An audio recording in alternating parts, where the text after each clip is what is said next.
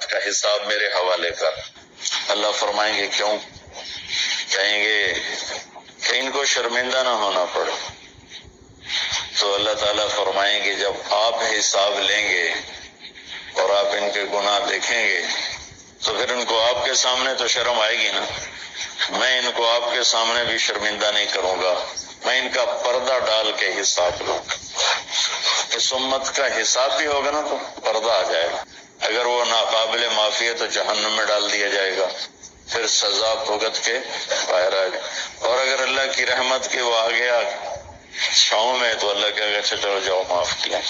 بلکہ ایک آدمی کا اللہ کے نبی نے بہت لطیفہ سنایا کہ اللہ ایک آدمی کو کہے گا تو نے یہ گناہ کیا، یہ کیا، یہ کیا، اور تھوڑے سے گناہ بتا دے گا، وہ بھی چھوٹے چھوٹے، تو ڈر جائے۔ تو اسی ڈر میں ہوگا کہ اللہ تعالیٰ کہیں گے اچھا چلو تم نے جتنے گناہ کیے نا میں نے اس کے بدلے میں تمہیں نیکیاں دے دی۔